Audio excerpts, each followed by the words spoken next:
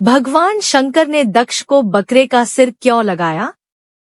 स्वयंभुव मनु की 3 पुत्रियां थी, अकुति, देवहूति और प्रसूति। इनमें से प्रसूति का विवाह दक्ष नाम के प्रजापति से हुआ। दक्ष को 16 कन्याओं की प्राप्ति हुई। इनमें से एक थी सती, जिनका विवाह भगवान शिव के साथ हुआ था। उनको किसी संतान की प्राप्ति नहीं हुई, क्योंकि उन्होंने युवावस्था में ही अपने पिताजी के यहाँ देह का परित्याग कर दिया था। मैत्रेय जी कहते हैं, एक बार देवताओं की बड़ी सभा लगी हुई थी। दक्ष जो सती के पिता हैं, उस सभा के सभापति थे। दक्ष जब सभा में आए, सभी लोग उठकर खड़े हो गए। 2 लोग उठकर खड़े नहीं हुए। ये थे भगवान शंकर और ब्रह्मा जी। दक्ष द्वारा शिव जी का अपमान। दक्ष ने सोचा, चलो ब्रह्मा जी तो पिता हैं, वे खड़े नहीं हुए तो क्या हुआ, पर शंकर जी तो दामाद हैं, और दामाद पुत्र के समान होता है। दक्ष ने सोचा, मेरे आने पर ये खड़ा नहीं हुआ, ये कितना उद्दंड है। मैंने तो अपनी मृगनयनी बेटी का विवाह इस मरकट लोचन के साथ कर दिया, इसको तो कोई सभ्यता शिष्टाचार ही नहीं। इस तरह से दक्ष ने भगवान शिव को बहुत अपशब्द बोले और खूब गाली गलौज किया। अगर आप चैनल पे नए हैं तो सब्सक्राइब कर लें। अब प्रश्न उठता है, दक्ष की सभा में शिवजी उसके सम्मान के लिए क्यों नहीं उठे? तो इसका उत्तर है, शिवजी का उद्देश्य दक्ष का अपमान करना नहीं था। वे तो भगवान के ध्यान में ऐसे निमग्न बैठे थे कि उनको पता ही नहीं लगा दक्ष कब आया। जब दक्ष गाली देने लगा तब उनका ध्यान टूटा। तब उन्होंने देखा दक्ष अत्यंत क्रोधित होकर उन्हें गाली दे रहा है। यही है आत्मानिष्ठ महापुरुष की पहचान। अगर अनजाने में कोई मर्यादा का उल्लंघन हो जाए तो उसके परिणामस्वरूप समाज तो कुछ न कुछ बोलेगा ही। उनके बोलने पर भी महापुरुष की कोई प्रतिक्रिया नहीं होती। इसी तरह यहाँ भी दक्ष गाली दे रहा है। शिवजी अपने ध्यान में बैठे हैं, उनके ऊपर कोई प्रभाव नहीं, नहीं उन्होंने कोई जवाब दिया। जब दक्ष ने देखा कि उसकी गाली देने के बाद भी शिवजी पर कोई प्रभाव नहीं पड़ रहा है, तब उसने हाथ में जल लेकर श्राप दे दिया, आज के बाद किसी यज्ञ में तुम्हारा हिस्सा नहीं होगा। भगवान शिव तब भी कुछ नहीं बोले। दक्ष ऐसा श्राप देकर सभा से चला गया। नंदीश्वर द्वारा दक्ष को श्राप। उसके बाद नंदीश्वर को क्रोध आ गया। उन्होंने दक्ष को श्राप दे दिया, मेरे आराध्य को अकारण श्राप दिया। तू इतनी देर से मैं कर रहा है, मैं शिव का ससुर हूँ, मैं सभापति हूँ। अगले जन्म में इसको बकरे का जन्म मिलेगा, फिर जीवन भर मैं करेगा। ये बात हम सबके लिए है। यदि हम ज्यादा मैं करते हैं तो अगला जन्म किसका मिलेगा? बकरी या बकरा बनना पड़ेगा। नंदीश्वर ने दूसरा श्राप ब्राह्मणों को दे दिया, तुम लोग दक्ष जैसे दुष्ट के यहाँ यज्ञ करने आए हो, तुम्हारी विद्या केवल जीविका के लिए रह जाएगी, तुमको ज्ञान कभी नहीं होगा। भृगु ऋषि द्वारा गणों को श्राप। अब ब्राह्मणों के गुरु भृगु ऋषि बड़े क्रोधित हुए। वो बोले, हमने क्या किया? हमें तो अकारण ही श्राप दे दिया। उन्होंने भगवान शंकर के गणों को श्राप दे दिया, जितने भगवान शंकर के भक्त हैं सब पाखंडी हो जाएंगे, न स्नान करेंगे, न ठीक से पूजा करेंगे, भांग खाएंगे और हड्डियों की माला पहनेंगे। ये सब चीजें तामसी हैं। आज जो हमें शिव भक्त गांजा पीते, शमशान की राख लपेटे, हड्डियों की माला पहने दिखते हैं, वे श्राप के कारण। भगवान शंकर तो एकदम सात्विक हैं। क्या वे अपने भक्तों को इन तामसिक प्रवृत्तियों के लिए अनुमति देंगे? उन्होंने अनुमति नहीं दी। ये तो भृगु जी का श्राप लगा हुआ है। भगवान शंकर ने देखा शापाशापी बढ़ रही है। अब यहाँ से चलना ठीक है। उन्होंने गणों को संभाला और कैलाश चले गए। दक्ष द्वारा यज्ञ आयोजन। दक्ष ने कनखल क्षेत्र में यज्ञ का आरंभ किया। उसने ऐसा दुराग्रह किया कि यज्ञ में मैं विष्णु की तो पूजा करूंगा, पर शिव जी की नहीं। देवों ने उससे कहा कि तेरा यज्ञ सफल नहीं होगा। फिर भी उसने दुराग्रह से यज्ञ किया। इस तरह दक्ष ने भगवान विष्णु, ब्रह्मा जी और देवराज इंद्र को निमंत्रण दिया, पर शिव जी को निमंत्रण नहीं दिया। सती एवं शिवजी संवाद। हरिद्वार में कनखल नामक स्थान पर यज्ञ का आयोजन है। सारे देवता कैलाश पर्वत से होकर आ रहे हैं, तो सती और भगवान शंकर को प्रणाम करके जा रहे हैं। सती ने पूछा, कहाँ जा रहे हो? उन्होंने कहा, तुम्हारे पिता के घर यज्ञ है और तुम हमसे पूछ रही हो कहाँ जा रहे हो? देवता चले गए। इधर सती ने भगवान शंकर से प्रार्थना की। बोलने में तो चतुर हैं, कहती हैं, प्रभु आपके ससुर के यहाँ इतने बड़े यज्ञ का आयोजन हो रहा है। ये भी कह सकती थी कि मेरे पिता के यहाँ यज्ञ हो रहा है, अर्थ दोनों के एक ही हैं। लेकिन सती कहती हैं, आपके ससुर के यहाँ, जिससे आपका संबंध ज्यादा जुड़ जाए तो शायद चल पड़े। बोलने की चतुराई है। भगवान शिव मौन है। वे जानते हैं क्या घटना हुई है। बताने से सती को सिर्फ दुख ही होगा। सती कहती हैं, निमंत्रण नहीं मिला, इसलिए शायद आप जाना नहीं चाहते हैं। शास्त्रों में विधान है, गुरु के यहाँ, पिता के यहाँ और मित्र के यहाँ बिना निमंत्रण के भी जा सकते हैं। जब सती भगवान शिव को शास्त्र का विधान बताने लग गई, तो भगवान शंकर को हंसी आ गई। भगवान शंकर सोचने लग गए, सारे संसार को उपदेश मैं करता हूँ।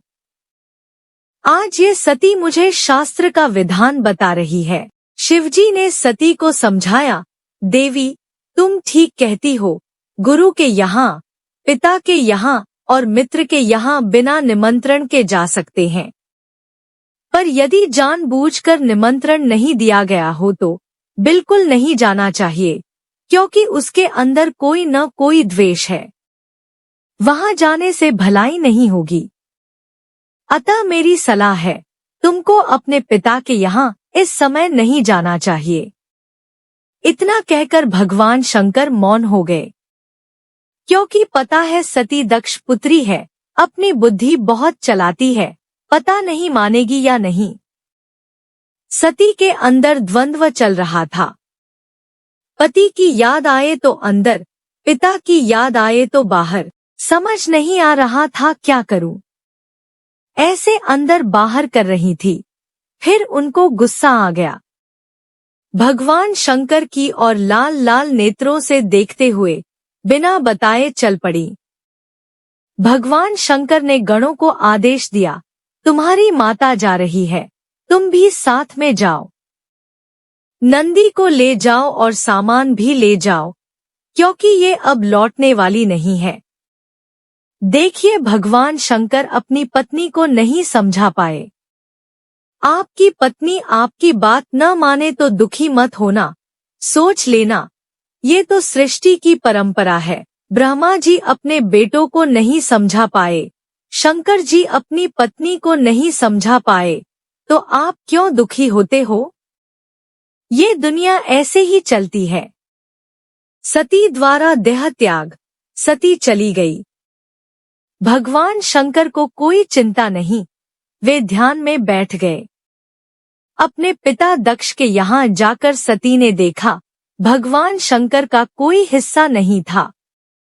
भगवान शिव का अपराध किया गया है, यह सोचकर सती जी को क्रोध आया और उन्होंने अपने पिता से कहा, मूर्ख पिता, क्या महादेव जैसे देवता दुनिया में हैं? सती ने कहा, दक्ष, तुमको छोड़कर इस विश्व में कौन ऐसा व्यक्ति होगा जो शिव का विरोधी होगा? कोई विष्णु का विरोधी हो सकता है, ब्रह्मा का विरोधी हो सकता है, पर शिव का विरोधी तो रावण भी नहीं था, कुंभकर्ण भी नहीं था, जरासंध भी नहीं था, हिरण्यकशिपु भी नहीं था। ये सब शिव भक्त थे। शिव इतने दयालु, इतने कृपालु हैं कि अपने भक्तों के लिए अपना सब कुछ दे देते हैं, अपना भी ध्यान नहीं रखते। तुमने उनका विरोध किया। शास्त्र में लिखा है, जहाँ गुरु का और भगवान का विरोध हो रहा है तो कानों में उंगली लगाकर वहां से चले जाओ। जो सुनेगा और विरोध नहीं करेगा उसको भी पाप का भागी बनना पड़ता है। सती कहती है, मैं तेरी जीभ तो नहीं काट सकती, पर अब मैं लौटकर कैलाश भी नहीं जा सकती। शिव तो परम दयालु हैं, वे तो स्वीकार कर लेंगे, परंतु दुष्ट दक्ष, ये शरीर तेरा दिया हुआ है। तेरे जैसे दुष्ट के दिए शरीर से मैं वहां नहीं जा सकती। वो मुझे दक्ष पुत्री कहकर बुलाएंगे तो मेरे लिए मरने के समान हो जाएगा। इसके बाद सती ने भगवान शिव का ध्यान किया और यज्ञ की उत्तरी दिशा में बैठकर योग के माध्यम से अग्नि को प्रकट किया और अपने शरीर को भस्म कर दिया। अब तो हाहाकार मच गया। शिवजी के रुद्र यज्ञ का विध्वंस करने लगे। भृगु जी ने देवताओं को प्रकट किया और रुद्रगणों को मार मारकर भगा दिया। शिव जी द्वारा वीरभद्र को यज्ञ विध्वंस की आज्ञा। ये समाचार जब नारद जी को मिला, नारद जी ने भगवान शिव को बताया, प्रभु, सती की ये दशा हुई है। अब भगवान शिव को रोष आया। शिव जी को अपने अपमान पर क्रोध नहीं आया, पर आज सती का अपमान हुआ तो भयंकर क्रोध आया। उन्होंने अपनी एक जटा उखाड़ी और जमीन पर पटक दी। उससे एक विलक्षण पुरुष प्रकट हुआ जिसके 3 नेत्र थे, भयंकर विशाल शरीर वाला था, हाथ में त्रिशूल लिए। ये वीरभद्र भगवान थे। वीरभद्र ने शिव जी को प्रणाम किया और बोला, क्या आदेश है? शिवजी ने कहा, एक ही आदेश है, दक्ष को मार डालो, यज्ञ को विध्वंस कर दो। वीरभद्र जी उत्तराखंड होते हुए हरिद्वार की तरफ पहुंचे। अपराह्न का समय था, दोपहर के 3 बज रहे थे। यजमान लोग विश्रामशाला में थे, पंडित और देवता लोग यज्ञशाला में थे। वहां जाकर वीरभद्र ने यज्ञ को विध्वंस कर दिया। यज्ञशाला के डंडे उखाड़ दिए, बांसों से यजमानों की, देवताओं की, पंडितों की पिटाई की। यज्ञ में भगदड़ मच गई। वीरभद्र ने 4 लोगों को पकड़ लिया। एक तो यजमान दक्ष को, एक आचार्य भृगु जी को जो यज्ञ करा रहे थे, और 2 देवता जो शिव के विरोधी थे, पूषा और भग। सबसे पहले दक्षिणा आचार्य को मिली। शास्त्रों में कहा है, आचार्य को डबल दक्षिणा दी जाती है। उनके दाढ़ी और मूंछ एक साथ उखाड़ दिए, क्योंकि वो अपनी बड़ी बड़ी दाढ़ी फटकार करके शिव जी को सजा देने के लिए इशारा कर रहे थे। अब पूषा के दांत निकाल दिए, क्योंकि जब दक्ष शिव जी को गाली दे रहा था, पूषा अपने बड़े बड़े दांत निकालकर हंस रहा था। इसका अर्थ है, यदि हम अपने शरीर की किसी भी इंद्रिय का उपयोग दूसरों के अहित के लिए करेंगे तो वो अंग बेकार हो जाएगा। पूषा ने दांतों का दुरुपयोग किया। भग देवता की आंखें निकाल ली, क्योंकि वो दक्ष को आंखों से इशारा कर रहा था, और गाली दो, और गाली दो। अब वीरभद्र ने दक्ष के गले पर तलवार मारी, पर वो मरा नहीं। वीरभद्र ने भगवान शिव का ध्यान किया और दक्ष की गर्दन मरोड़कर तोड़ डाली। फिर उसके सिर को हवन कुंड में भस्म कर दिया। इस तरह से दक्ष का यज्ञ विध्वंस हो गया। विध्वंस इसलिए हुआ क्योंकि ये यज्ञ धर्म की दृष्टि से नहीं था, ये तो शिव जी के अपमान के लिए था। यहाँ सीखने की बात है, यदि किसी कार्य का आरंभ गलत भाव रखकर किया जाए तो वह कार्य सफल नहीं होता है। ऐसे बहुत से काम होते हैं, बाहर से दिखाई देगा जैसे ये धर्म का काम हो रहा है, पर उनका उद्देश्य गलत होने से वो अधर्म का काम होता है। यज्ञ विध्वंस होने के बाद ब्रह्मा जी सभी देवताओं को लेकर शिव जी के पास पहुंचे और उनसे प्रार्थना करने लगे। ब्रह्मा जी ने कहा, देखो यजमान को जीवित कर दो। दक्ष यज्ञ पूरा किए बिना मर गया है। भृगु जी की दाढ़ी मूंछ अभी तक नहीं आई है, उनको दाढ़ी मूंछे आ जाएं, ऐसी व्यवस्था कर दो।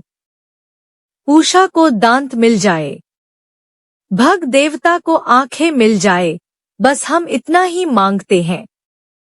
भगवान शिव हमेशा अपनी मस्ती में रहते हैं। बोले अभी कर देता हूँ, इसमें कौन सी बड़ी बात है। अपने एक गण को बोला, किसी बकरे का सिर काट कर ले आओ। बकरे का सिर ही क्यों मंगाया, हाथी का, शेर का, किसी का भी मंगा लेते।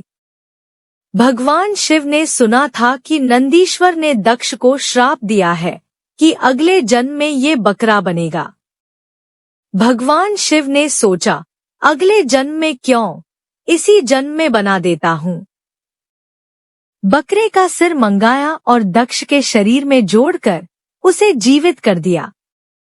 दक्ष जीवित हो गया। उसने भगवान की स्तुति की और क्षमा याचना की। सती जी का पुनर्जन्म। सती माता ने फिर से पार्वती के रूप में जन्म लिया। फिर कठिन साधना की और भगवान शिव के साथ उनका विवाह हुआ। अब उनकी बुद्धि अडोल थी। सती जी अब पार्वती रूप में अपनी ज्यादा बुद्धि नहीं लगाती हैं। वे जानती हैं जो पहले हुआ वो ज्यादा बुद्धि लगाने के कारण हुआ। शिक्षा 1। कोई भी सत्कर्म यदि गलत भाव रखकर किया जाता है तो वह सफल नहीं होता है। 2। दक्ष यानी समझदार। हम समझदार हैं पर अहंकार बहुत है तो जीवन में कभी सुखी नहीं रह सकते। 3। जो ज्यादा मैं करता है उसे बकरे का जन्म मिलता है। दक्ष को भी बकरे का मुंह लगा। 4। जो एक देवता की आराधना करेगा और दूसरे का अपमान करेगा उसकी वही दशा होगी जो दक्ष की हुई। उपासना की पद्धति है, अपने आराध्य की उपासना करो और सम्मान सबका करो, अपमान किसी का मत करो। अगर आप श्री कृष्ण भक्त हैं और राम मंदिर गए तो राम जी से श्री कृष्ण प्रेम मांगो। सबका सम्मान करो और आराधना अपनी आराध्य की।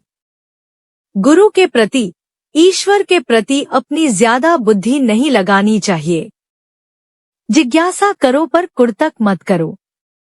गुरु जो आदेश करें उसको सुनो, समझो और मानो तो आपका कल्याण होगा। हर हर महादेव। वीडियो अच्छी लगी हो तो प्लीज लाइक एंड शेयर और अगर आप चैनल पे नए हैं तो सब्सक्राइब जरूर कर लें। धन्यवाद।